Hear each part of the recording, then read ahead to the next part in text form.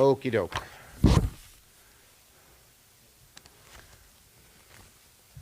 Okay, good morning, good afternoon, everyone, and thank you for coming.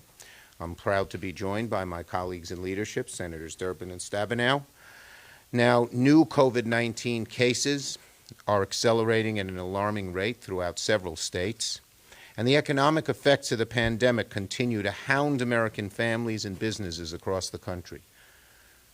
Even the popular and bipartisan PPP program runs out of lending authority today, with over $130 billion in remaining funds, while so many small businesses, particularly in underserved communities, continue to struggle.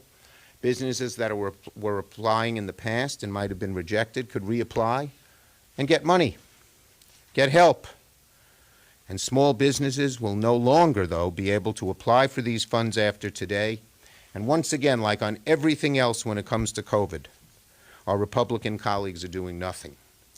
So today, later today, I, along with Small Business Committee Ranking Member Ben Cardin and Senator Shaheen, will attempt to pass very simple legislation to simply extend the loan authority of the PPP. We're going to go to the floor and ask our Republican colleagues to join us. We're going to tell them, don't leave millions of small businesses hanging out to dry. But what's happened with small business has happened with everything else. The Republicans are just missing in action. We have the greatest health crisis we've had in generations. We've had the greatest economic crisis since the Depression, and our Republican colleagues are not to be found. For Leader McConnell to say he's going to assess the situation and then decide what to do when we have record unemployment, huge numbers of illnesses and deaths, businesses going out of business, great uncertainty about the future, is one of the greatest derelictions of duty that he has had. We should be acting. We Democrats want to act. Speaker Pelosi and I sent a letter to McConnell saying, let's open up bipartisan negotiations now. There are so many priorities. People are going to be, there are cliffs coming up, people being kicked out of their houses, small businesses going under, unemployment insurance expiring. And the Republican attitude is twiddle the thumbs. That is no good. And where is President Trump? Fixated on things that affect himself, not on what America needs. Instead of spending the past few months working with Democrats on legislation to address the health and economic crises, Republicans have completely ignored the problem. First, he said he'd do it. First, he said the states should go bankrupt. Then he said he'd do something in June. Now he says it won't come up till July 20th, maybe then. And again, he says the legislation will be written in his office. Hasn't he learned? That doesn't work. That dog don't hunt. You need bipartisanship to get something done here in the Senate. The Republican majority seems paralyzed by the enormity of the situation. The American people want action. They want help. So Senate Democrats are forcing action on the floor this week on a number of crucial issues. Last night, Democrats asked our colleagues to pass emergency funding for state, local, and tribal governments. Senate Republicans blocked our bill. Today, Democrats will ask to pass legislation on safe elections, education funding, funding for nursing homes, and extending the PPP. Will our Republican friends block them? If they do, they'll have to go home to their constituents and explain why they voted against bill after bill that could have helped. Republicans are missing in action. America is demanding they get off the dime, work with Democrats, and get something very real done in the midst of this huge crisis. Senator Durbin.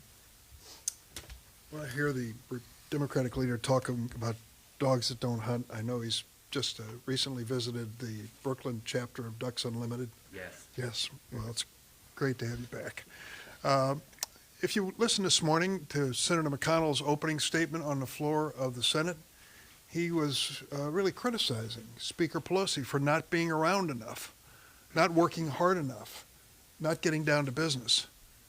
Has Senator McConnell forgotten his legislative graveyard?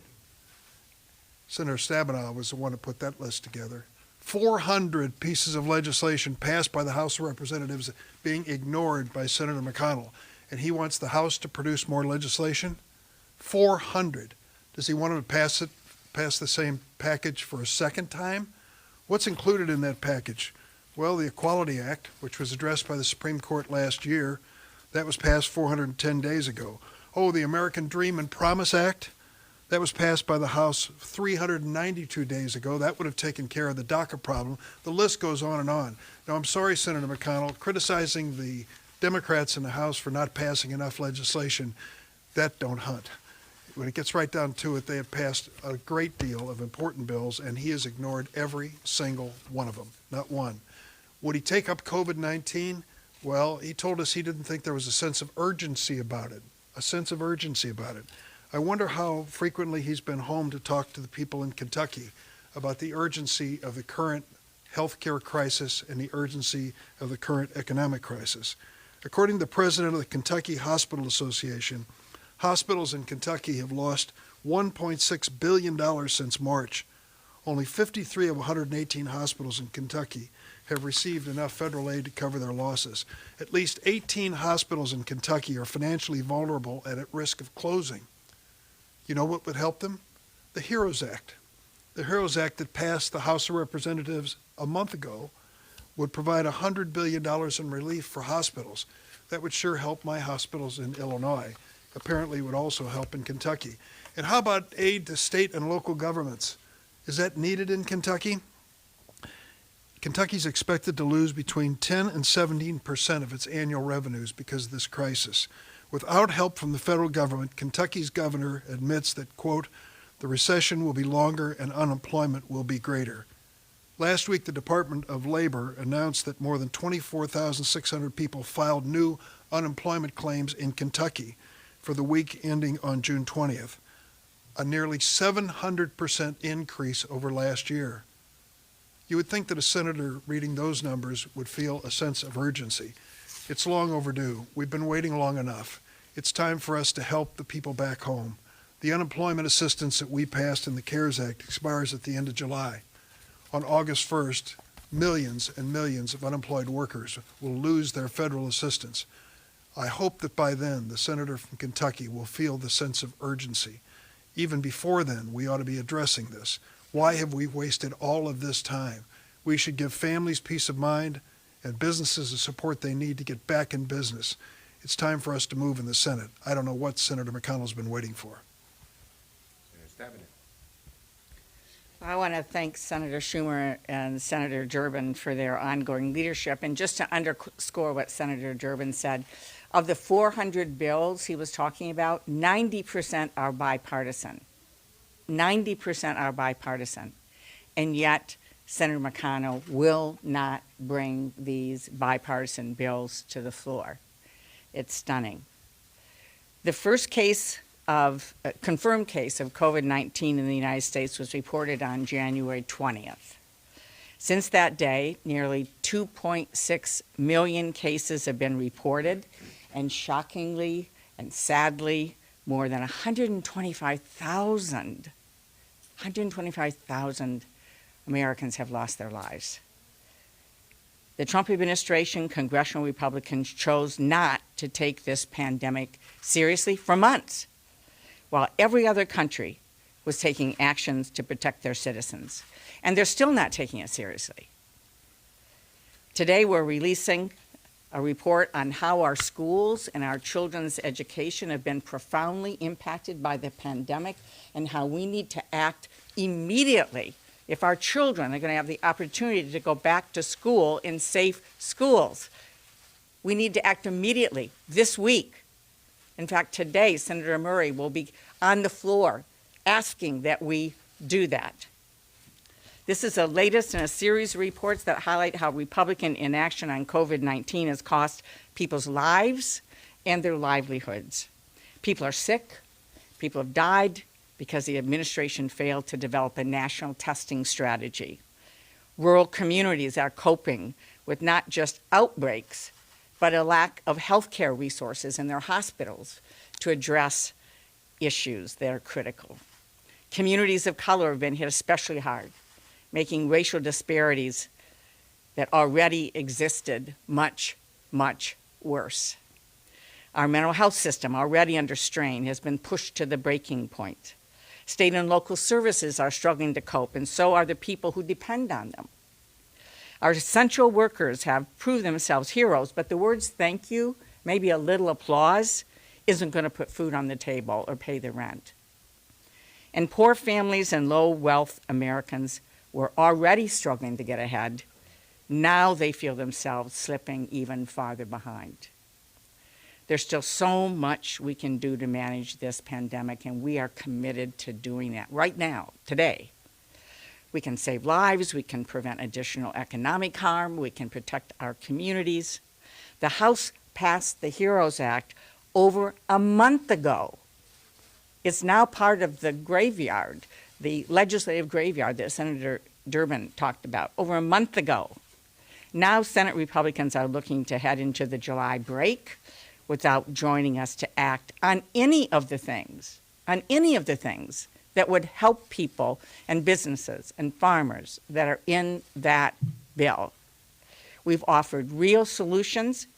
We simply need Republicans to work with us and act. COVID-19 has left no community untouched. It is time for Senator McConnell to act. Thank you. Questions on this subject first? No one on this subject? Then we're going to leave. Yes, on this subject, how much money do you want for states specifically? Do you have a number in mind? Yeah, we thought what the HEROES Act did was exactly right. It's about $960 billion, $500 billion for the states and $460 billion for the localities. And then on unemployment insurance, Leader McConnell just now told reporters that he thinks that something needs to be done for people who don't get their jobs back. The HEROES Act has $600 federal plus up. Would you consider the Portman back to work bonus or any level below $600? Well, the back to work bonus pays people who are working. What about the people who are unemployed and can't get back to work? I don't get it. It's illogical. If unemployment insurance is supposed to help people who are unemployed, the back to work bonus doesn't solve that problem. Second, we need generous unemployment benefit during this time.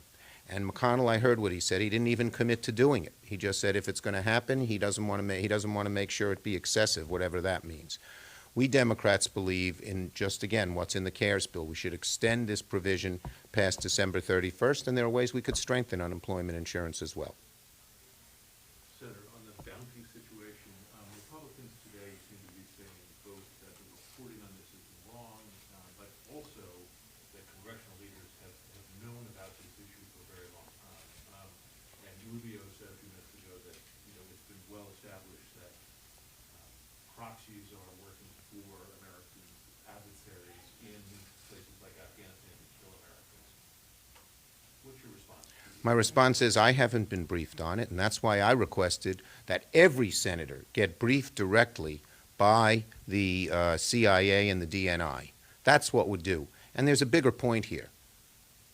Where is President Trump? His number one job is to protect American soldiers, to protect the men and women who fight for us overseas. Instead of dithering about what he knew, what he didn't know, he should be talking, he should have a plan. What are we doing?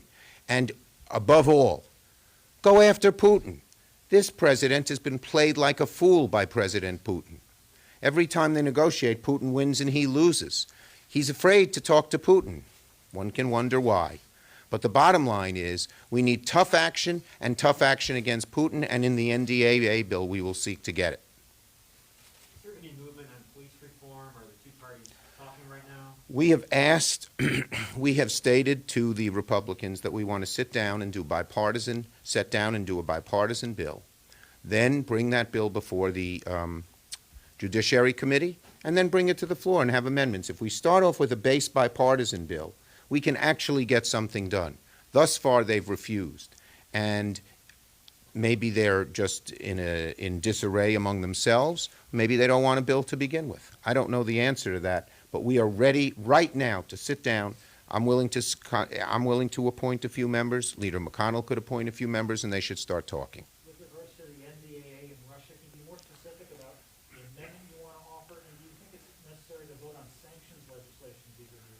We support, and one of the amendments we want to get put on the floor is a bipartisan amendment by Chris Van Hollen and Marco Rubio about sanctions against Russia if they interfere in these elections. But we're also exploring more specific language that would deal with the issue you talked about. Can you talk about how you expect the Confederate base naming issue to be resolved in the end? I dare President Trump to veto the bill over Confederate base naming. It's in the bill. It has bipartisan support. It will stay in the bill. So, and do you think the Hawley amendment, the Warren amendment, they want to make changes on different sides of the issue? Do you think either will be adopted? I think that the bottom line is that what's in the bill will stay in the bill. Thank you, everybody.